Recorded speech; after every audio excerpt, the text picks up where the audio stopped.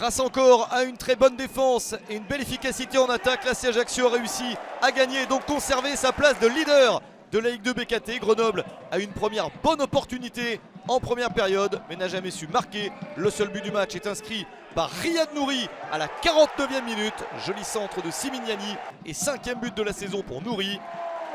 L'AC Ajaccio réussit à s'imposer et est donc champion d'automne de la Ligue 2 BKT.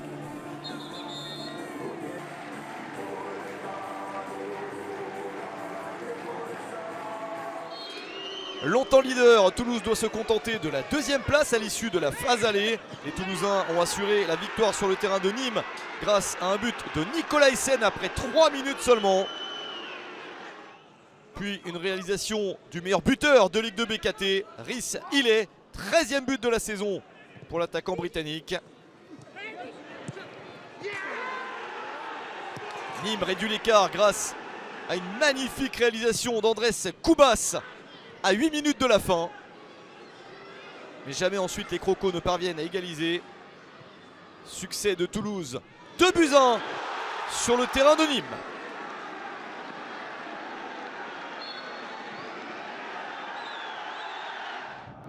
Le Paris FC a réussi à s'emparer de la 3e place du classement des Parisiens sur le podium grâce à une courte mais précieuse victoire contre Amiens. Morgan Guilavogui marque le seul but du match à la 7e minute, servi par Nam. Le PFC enregistre une 6e victoire consécutive, une série magnifique. Même si Amiens a eu des chances d'égalisation, mais jamais les Amiénois ne sont parvenus à marquer. Le Paris FC se place parfaitement à l'issue de cette phase allée du championnat.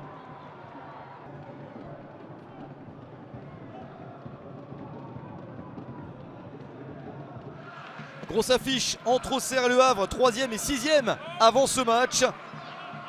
Les Ciel et Marines débutent bien la rencontre avec Ismaël Boura, buteur pour la première fois de sa carrière en Ligue 2 BKT, avec la complicité bien involontaire de Donovan Léon, le gardien de but de la JOCR. Rapidement, les Bourguignons égalisent grâce à Gaëtan Charbonnier et son 10e but de la saison, servi par la remise de Dugimon.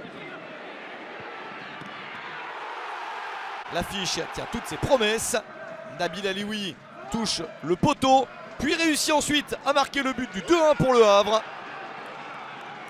Les Havrais mènent à la pause et en contre-attaque réussissent même à mener 3-1. Khalid Boutaïb, lancé par Cornet, marque son 4e but de la saison. Le Hack est en train de réussir un gros résultat.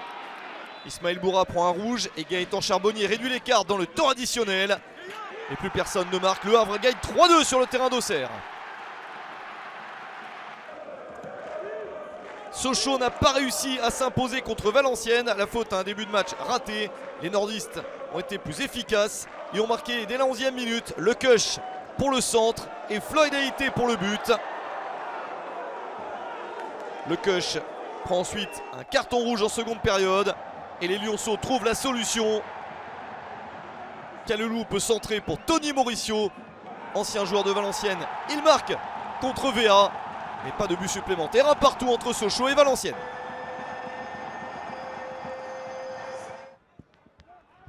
Il faut attendre la seconde période pour voir le match entre Niort et Pau se débloquer. Très peu d'opportunités lors des 45 premières minutes, mais un penalty à la 48e minute change la situation. Ibrahim Sissoko le transforme. 3e but de la saison pour Sissoko. Les Chamois sont devant au score et Pau ne parvient pas à réagir. Sissoko était buteur, il devient passeur ici. Il sert Yanis Mergi pour un score de 2-0. Le plus beau but du match est le 3e. 4e but de la saison pour un Bilal Boutoba très inspiré à la 81e minute.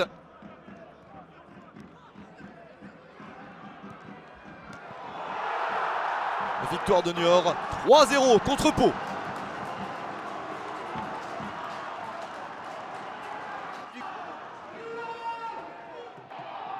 Pas de vainqueur et pas de but non plus entre Rodez et Bastia. Les Ruténois ont eu les meilleures chances. Mais Placide, le gardien de but du Sporting, s'est interposé. En seconde période, Bastia est plus inspiré.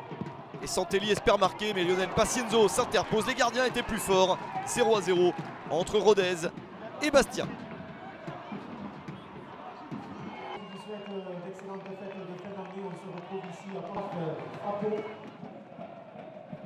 Guingamp a réussi à marquer en premier dans ce match à la maison. Un but important contre Dunkerque. Dès le retour du vestiaire, Francis Pierrot bénéficie de la belle action de Merguem. 7e but de la saison pour Pierrot. 3 minutes plus tard, Malik Chokounté égalise pour Dunkerque. 6e but de la saison pour Chokounté. Mais Guingamp a le dernier mot, car 3 minutes après le but de Chokounté, En avant reprend l'avantage. Doublé pour Francis Pierrot. 8e but de la saison pour Pierrot. Et victoire de Guingamp. 2-1 contre Dunkerque.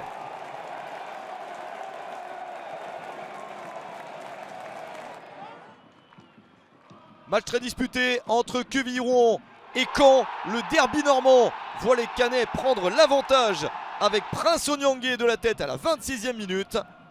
Après 5 minutes en seconde période, Nuno Dacosta porte le score à 2-0. Mais QRM a le mérite d'y croire jusqu'au bout. Car si les joueurs de Brunel-Alès n'ont pas eu beaucoup d'opportunités en ce match, ils réussissent à se donner de l'espoir après 1 minute dans le temps additionnel. Romain Padovani pour mettre la balle au fond. Et ça n'est pas terminé, car 2 minutes plus tard, au bout du temps additionnel, Nazon peut servir Khalidou Sidibé pour une égalisation incroyable de partout dans ce derby entre Quevilly-Rouen et Caen.